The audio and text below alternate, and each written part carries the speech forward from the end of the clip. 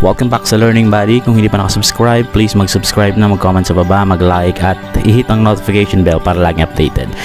So ngayon ang pag-uusapan natin ay kung paano ba natin dapat na ma-retrieve, sa paanong paraan natin ma-retrieve ang deleted messages sa Facebook at Messenger. So ang gagawin, bago tayo tumungo doon, punta muna tayo sa Play Store. Pagdating sa Play Store, ang ita-download nyo na app ay ito, yung Sarchiver. Okay, so yan. So since ako na-download ko na, hindi ko na kailangan i-download kayo.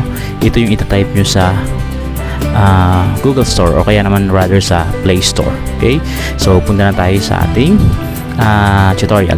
So dito ang gagamitin ko hindi Facebook kundi ay Messenger. Okay, punta tayo ng Messenger, pindutin. Punta kayo dun sa taas sa my profile picture ko, and then scroll down lang ninyo. Scroll down. Pag nandiyan na kayo sa dulo, pindutin ang account settings. Wait lang natin. Then pagdating dito, ang gagawin natin ay scroll down ulit. Nakikita nyo yung nasa ibaba ng blocking, yung your information. So ang pipindutin natin dyan sa dalawa under ng your information ay yung arrow down, yung download profile information. Okay, so since napindot ko na to, na-request ko na to kanina, ang nakalagay dyan dito ay available copies, no? Pero para makita niyo kung paano ko siya ginawa, ang gagawin niyo pagdating niyo dito ay i-deselect nyo lang yan. Pag na-deselect nyo na yan, pipindutin niyo yung messages, kasi ang kukunin lang naman natin na file ay yung messages, di ba? Yun yung ating ida-download. So ulitin ko, no? Balik ako dito. Pagdating dito, pupunta tayo sa baba. Punta kayo sa download profile information. Then pag ito yung nakita sa screen, okay, i-deselect. Pagkatapos i-deselect, isi-select lang yung message kasi yun lang i-retrieve. Then baba tayo,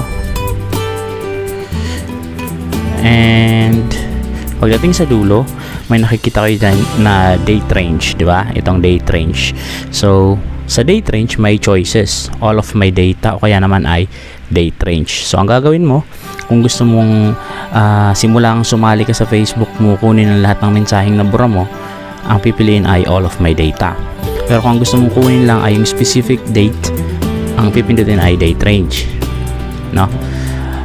Tapos kaso sa date range, hindi pa nag-update ang Facebook, hindi siya nakiklik ngayon. So ang nakalagay dyan sa date range, pag yun yung pinili mo, yung kahapon lang at saka ngayon, kasi siguro dahil bagong taon ngayon hindi pa ina-update ni Facebook. Pero dapat dyan ang nakalagay ay pipili ka ng specific na date kung kailan. So ngayon hindi pa siya lumalabas, kaya ganyan lang makikita nyo. So halimbawa pinili natin yung date range na yan, no? So pag okay na, mag-create ka ng file. Okay, and then pending na siya ngayon. Nakita nyo yun sa taas. Okay, pending siya. Okay, so yan yung January 5. Okay, January 4 and January 5. So pending yon. So punta na tayo dito ngayon sa ginawa ko na or nagawa ko na kaninang umaga, kasi hinihintay pa yun na ma-approve ni Facebook bago natin makuha yung file. So since may ginawa na ako kaninang umaga, ginawa ko yung process na yon, andito na siya. Pag nakita nyo yung download na yan, ang gagawin dyan ay i-click. Okay, downloading na po yan.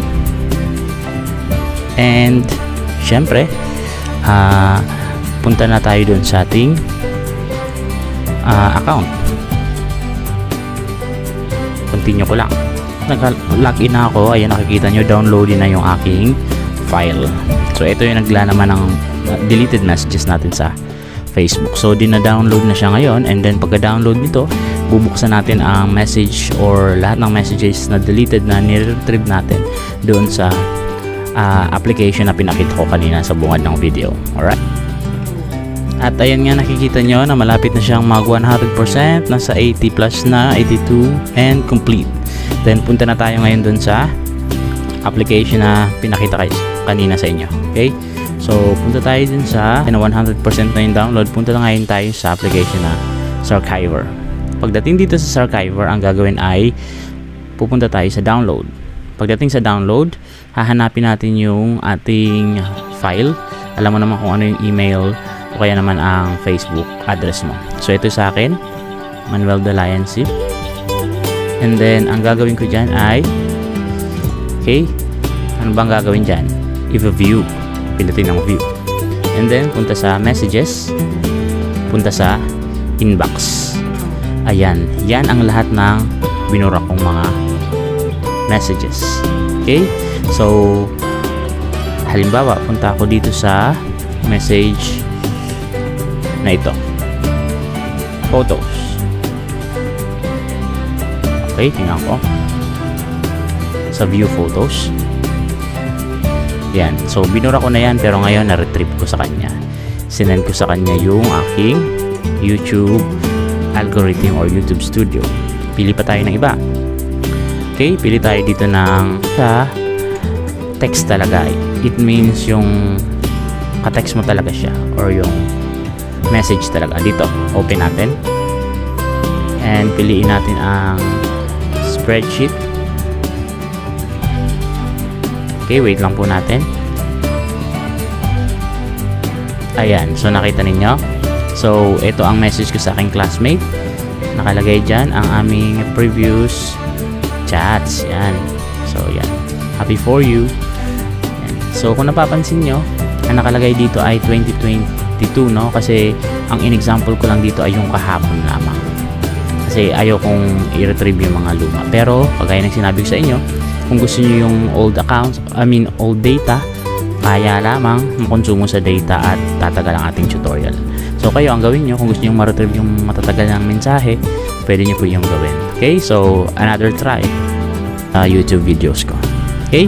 So, binura ko na kahapon, ulit-ulit, tapos ngayon na-retrieve ko. Yun lamang at sana ay mag-subscribe, mag-like at mag-share. Thank you.